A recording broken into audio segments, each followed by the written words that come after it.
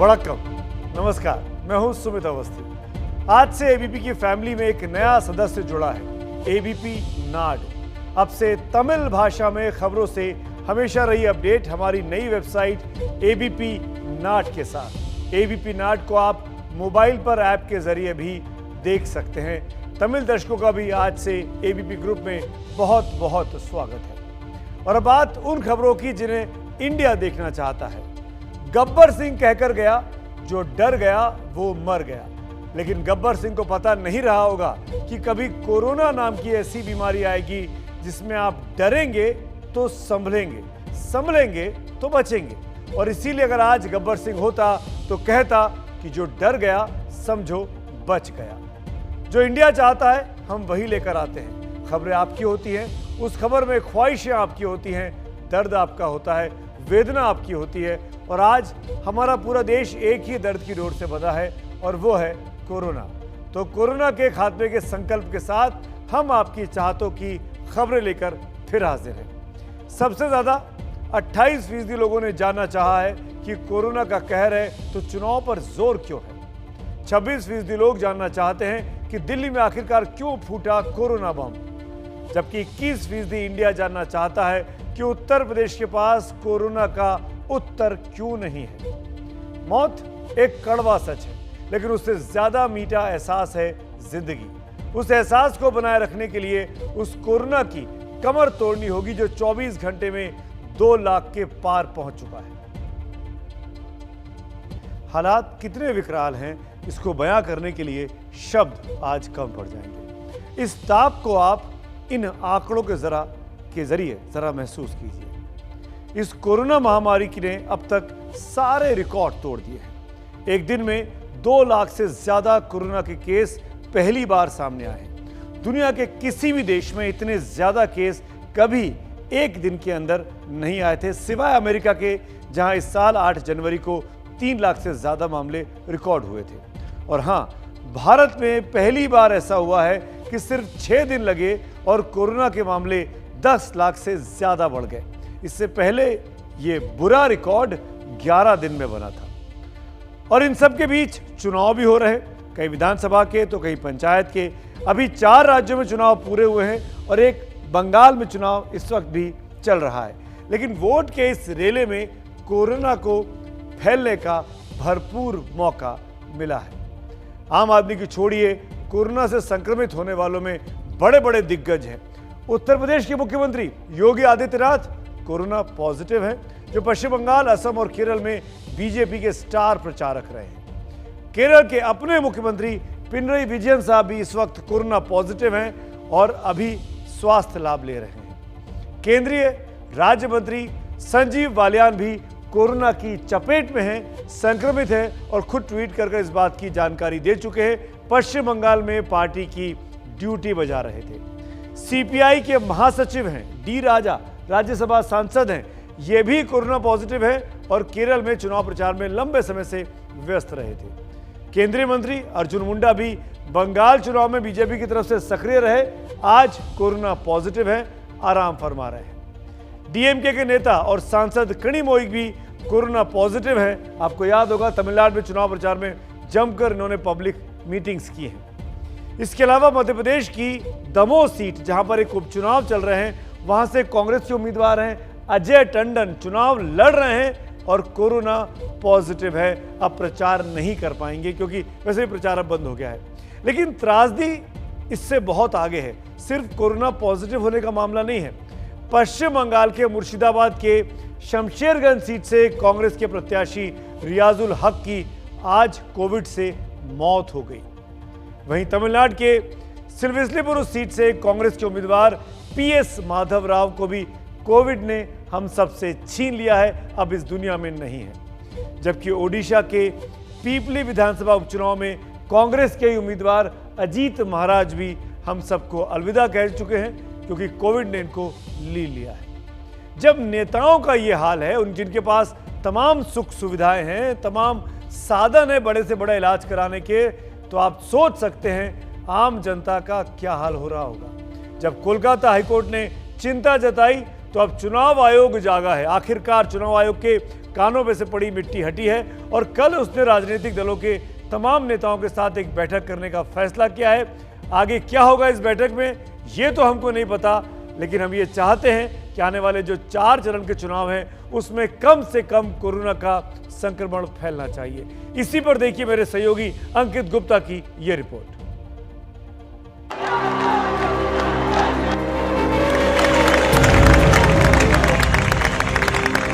जब नेताओं को सिर्फ भीड़ दिखने लगे, जब मास्क सिर्फ बात बनाने के लिए रह जाए, जब सामाजिक दूरी की खुलेआम धज्जियां उड़ाई जाएं, जब नेता को वोट दिखे और जनता उस पर लहालोट हो जाए, तो कोरोना को कैसे रोका जा सकता है? इतना लोगों को लेके आया, एक एक दिन पीएम का मीटिंग होता है, इतना इतना खर्चा होता है और इतना इतना लोग आके वो मीटिंग का स्टेज बनाते हैं, सब पूरा इंतजाम करते हैं, बाहर का आदमी आके, तो इतना अपना आदमी बाहर के जब आते हैं तो हम क्या उसको आरटीपीसीआर टेस्ट करके लेता है? पुलिस कभी टच नहीं करेगा, पीएम ऑफिस का किसी को, होम मिनिस्ट्री को किसी को टच नहीं करेगा। अभी तो अंडर इलेक्शन कमीशन है, वो लोग भी नहीं करेगा। जब चुनाव के बीच कोरोना अपना तांडव दिखाने लगा और कोलकाता हाईकोर्ट ने खिंचाई की, तब चुनाव आयोग की नींद खुली। अब नींद खुली है तो कल कोलकाता में सभी पार्टियों के साथ चुनाव आयोग बैठक करेगा। इस बैठक में चर्चा इस बात पर होगी कि कोरोना काल में कैसे चुनाव संपन्न करवाने हैं, उसको लेकर केंद्रीय चुनाव आयोग ने जो दिशा निर्देश जारी किए हैं उसका पालन सभाओं, रैलियों और रोड शो के दौरान किया जा रहा है या नहीं। जब तक कोरोना लोगों को परेशान कर रहा था, न नेता की पेशानी पर बल आया न चुनाव आयोग की। लेकिन पानी सिर के ऊपर से तब गुजरने लगा जब आज ही मुर्शिदाबाद के शमशेरगंज से कांग्रेस उम्मीदवार रजाउल हक की मौत हो गई। कांग्रेस उम्मीदवार रजाउल हक को सांस लेने में तकलीफ की वजह से कल जंगीपुर के प्राइवेट अस्पताल में भर्ती कराया गया था। हालत बिगड़ी तो उन्हें कोलकाता लाया गया, जहां आज सुबह 5 बजे उनकी मौत हो गई। लेकिन इस दर्दनाक खबर के बावजूद कोरोना प्रोटोकॉल की धज्जियां उड़ाई जा रही हैं। कोलकाता की इन 2 तस्वीरों को देख लीजिए।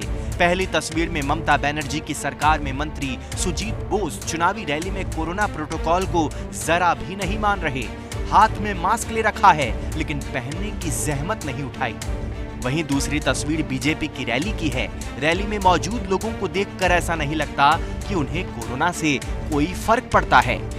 आपको खतरा नहीं है सर? क्या ये कोरोना से आपको भी खतरा? 8 दफा में निर्वाचन होता है इधर, 8 दफा में निर्वाचन, बंगाल छोड़ के इधर 8 दफा में निर्वाचन, ये सब हम लोग जानते हैं।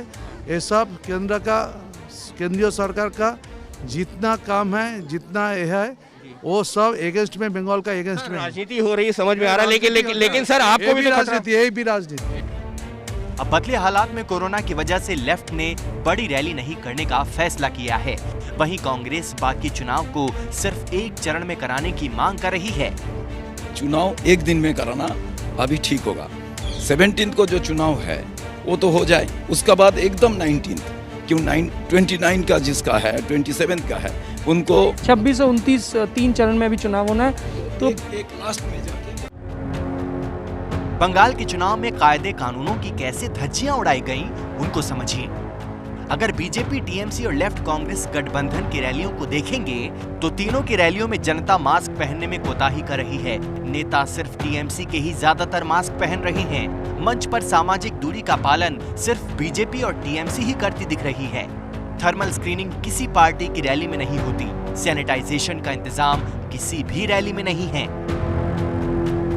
अब सबकी नजर कल की चुनाव आयोग वाली बैठक पर है कि उसमें चुनाव आयोग कितनी सख्ती दिखाता है और राजनीतिक पार्टियां कितना संजीदा होती हैं। बहुत बड़ी वजह है कि देश में जो कोरोना फैल रहा है उसमें चुनाव की ड्यूटी में गए लोग जब वापस अपने अपने राज्यों और शहरों में लौट रहे हैं, वो कोरोना लेकर लौट रहे हैं, ऐसा शक जताया जा रहा है। नेता अगर चाहें तो और भी तरीके से चुनाव प्रचार हो सकता है। हम डिजिटल इंडिया में रह रहे हैं, डिजिटल ज़माना है, ऑनलाइन चीज़ों की बातें की जाती हैं और अगर हो सकता है तो ऑनलाइन भी प्रचार।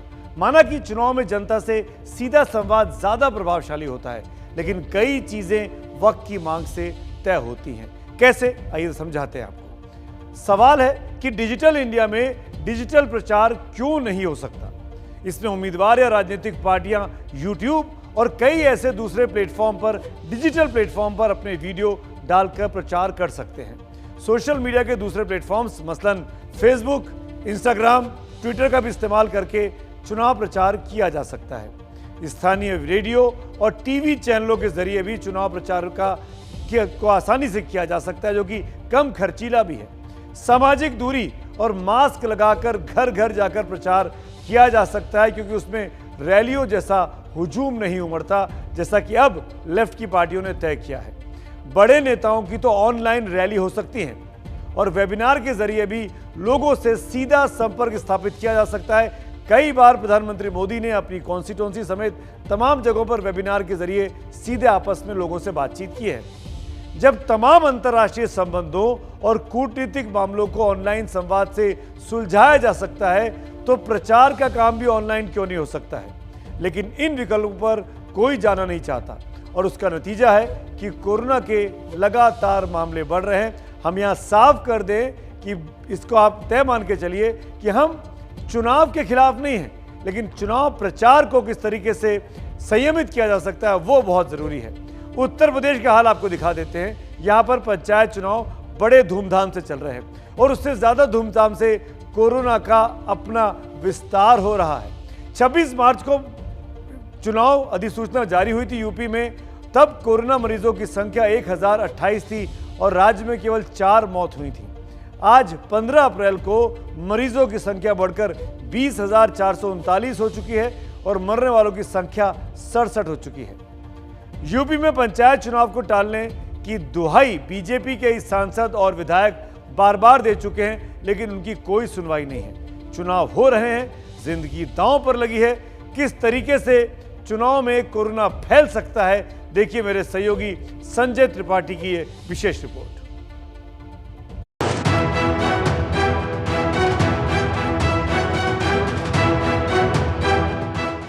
जब 20,000 से ज्यादा मरीज रोज आ रहे हों, भीड़ को रोकने के लिए नाइट कर्फ्यू लगाना पड़ा हो, सारी स्वास्थ्य व्यवस्था चरमरा गई हो, लोग हाहाकार कर रहे हों,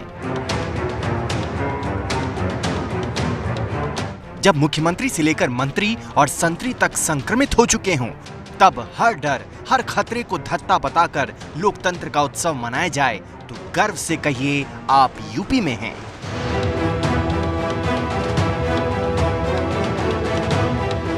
गोरखपुर हो या गाजियाबाद, कानपुर हो या मुरादाबाद या फिर बरेली, अपना प्रतिनिधि चुनना है तो बाहर आना ही होगा, लाइन में लगना ही होगा। और लाइन में कैसे होगी दूरी? पंचायत चुनाव के लिए लोग वोटिंग कर रहे हैं और आज हम जो देख रहे हैं वो सबसे बड़ी चिंताजनक बात यह है कि कोरोना संक्रमण काल में लोग सोशल डिस्टेंसिंग को मेंटेन नहीं कर पा रहे हैं। आप देख सकते हैं कि रामपुर का मॉडर्न प्राइमरी स्कूल है और यहाँ पर किस तरह मतदाता जो हैं एक दूसरे पर चढ़े हुए हैं। सोशल डिस्टेंसिंग बिल्कुल भी यहाँ पर मेंटेन नहीं हो रही है। जहां भीड़ वहां कोरोना, ये इस दौर का सबसे कड़वा सत्य है। एक तरफ यूपी की सरकार भीड़ कम करने के नियम बना रही है तो दूसरी तरफ चुनाव करवाकर भीड़ खुद ही जुटा रही है। अजब विडंबना है। इस वक्त मैं कानपुर नगर में हूँ, जहां मंदना के एक पूर्व माध्यमिक विद्यालय में इस समय मतदान जारी है। सोशल डिस्टेंस के पालन नहीं हो रहा। महिलाओं की लाइन देखिए एकदम सटी सटी खड़ी है सब, क्योंकि आगे धूप है। कोई इंतजाम इस तरह के नहीं किए गए कि लोगों को धूप से बचाया जा सके। मुख्यमंत्री जी बीमार हैं, कोरोना के खतरे को अब उनसे बेहतर भला कौन समझेगा। सूबे के हालात दिन पर दिन बिगड़ते जा रहे हैं, आंकड़े इसकी गवाही दे रहे हैं। यूपी में 24 घंटे में 20,510 मामले दर्ज हुए, 68 लोगों की जान कोरोना के चलते गई। राजधानी लखनऊ में ही 5,433 केस रिपोर्ट हुए। कानपुर, वाराणसी में 1000 के ऊपर मामले आ रहे हैं। एक्टिव केस 1,11,000 से ज्यादा हो गए हैं। आलम यह है कि कोरोना का टेस्ट कराने के लिए लोग लाइन में खड़े हैं। अस्पतालों में भी मरीजों की भीड़ है।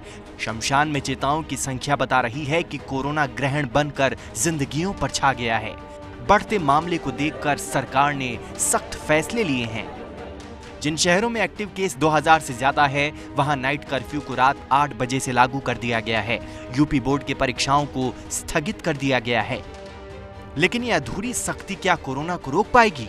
चुनाव से फैलने वाला कोरोना क्या घरों से होता हुआ शहरों तक नहीं जाएगा? ये सवाल सरकारों को खुद से पूछना चाहिए।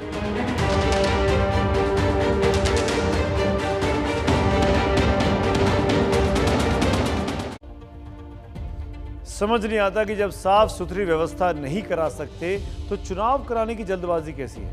और यह मामला सिर्फ उत्तर प्रदेश का नहीं है, जिन राज्यों में भी चुनाव हुए हैं या हो रहे हैं वहां पर कोरोना का ग्राफ लगातार बढ़ा है। कैसे, दिखाता हूं। 5 राज्यों में वोटिंग की अधिसूचना आपको याद होगा 26 फरवरी को की गई थी।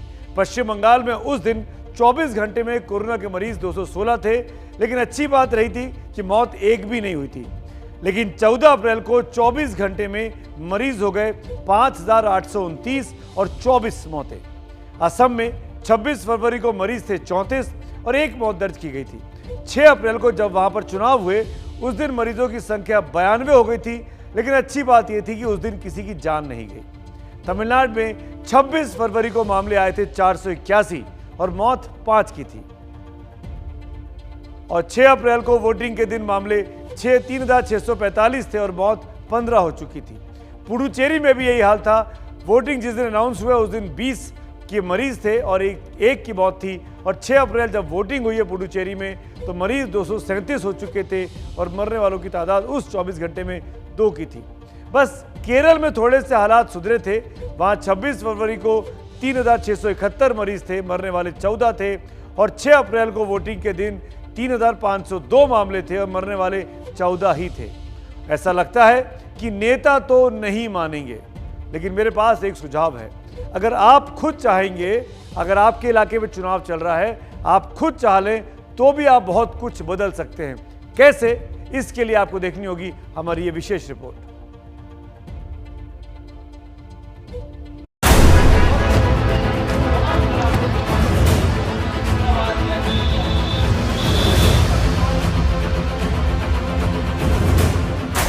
अपना ही राज्य का एक छोटा सा विधानसभा क्षेत्र और उस क्षेत्र में अपने ही मुख्यमंत्री का विरोध।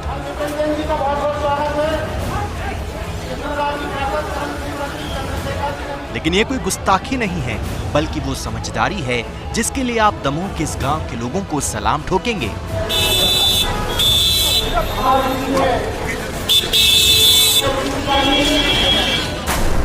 दमोह में उपचुनाव है और ये फॉर्मूला तो आपको पता ही होगा कि जहां चुनाव वहां कोरोना नहीं। अभी चंद दिन पहले सीएम साहब प्रचार के लिए वहां पहुंचे थे तो पब्लिक ने यही सवाल उनसे कर दिया।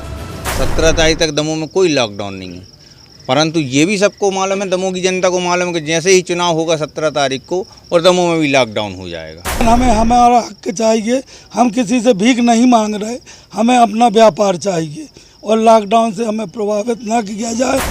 वैसे सीएम साहब क्या करें, पूरे सूबे के तो वो मालिक हैं, लेकिन दमोह का इंचार्ज चुनाव आयोग है और बिना उसकी मर्जी के वहां कैसे लॉकडाउन लगा दें। ये कार्यकर्ता जो हमारे समक्ष विराजमान है, ये दमोह भारतीय जनता पार्टी की शक्ति है। लेकिन जिस जनता के लिए सरकारें हैं, चुनाव है, चुनाव आयोग है, वही जनता तो जनार्दन है। पब्लिक सब जानती है, वो जानती है कि चुनाव आते जाते रहेंगे, नेता बनते बिगड़ते रहेंगे, लेकिन जान है तो जहान है। इसीलिए जो काम सरकार ने नहीं किया वो खुद कर लिया। दमोह के कस्बे हिनोता के लोगों ने खुद ही वीकेंड लॉकडाउन लगा लिया। क्यों ना अपनी सुरक्षा अपने हाथ में रखें। और आज हिनोता बाजार बंद है और हो सकता है अगर इस पे विचार होगा 2 दिन के लिए तो है ही, अगर विचार बनता है तो इसको और बढ़ाएंगे। अब नेताजी आए जाएं, उत्सव मनाएं या शोक, जनता ने बंदी तो कर दी। लोग समझते हैं कोरोना के खतरे को और ये भी जानते हैं कि चुनाव के चलते अगर हालात बिगड़े तो फिर आज जो नेता वोट के लिए घर घर घूम रहे हैं वो कल ढूंढने से भी नहीं मिलेंगे। इसीलिए अपनी सुरक्षा अपने हाथ। क्या होता है दमोह में, क्या होता है? ये जो पब्लिक है ये सब जानती है, पब्लिक है। तो आप चाहें तो नेताओं को वापस लौटा सकते हैं। जबरन रैलियों से नहीं जाने को लेकर नेताओं को मना किया जा सकता है। नेता माने या ना माने, लेकिन आप जरूर मानकर चलिएगा कि कोरोना से बचना है तो 2 गज की दूरी बनाकर रखना है और इससे आगे मास्क हर हाल में पहनकर रखना होगा और अच्छे से पहनना होगा। आपको याद होगा हमने मास्क अप इंडिया की एक मुहिम चलाई है। कई दिनों से इस मुहिम में बहुत से लोग इसका हिस्सा बन रहे हैं और वो अपनी तस्वीरें #मास्कअपइंडिया के साथ मास्क पहनने के बाद हमको भेज रहे हैं और वो तमाम तस्वीरें इस वक्त आपके सामने स्क्रीन पर हैं। ये सेल्फीज हैं जिन्होंने मास्क पहने हैं, मास्क पहनकर सेल्फी खींची है और तस्वीरें हम तक पहुंचाई हैं। और जैसा कि हमने आपसे वादा किया है कि आप वाकई में हमारे हीरो हैं, क्योंकि आपने ये ठाना है कि मास्क को नहीं उतारना है। और ये प्रण, ये प्रतिज्ञा ही हमको कोरोना को फैलने से रोकने में सबसे बड़ा कदम साबित हो सकती है। इस हौसले को हम सलाम करते हैं और उम्मीद यही करते हैं कि हर कोई मास्क पहने।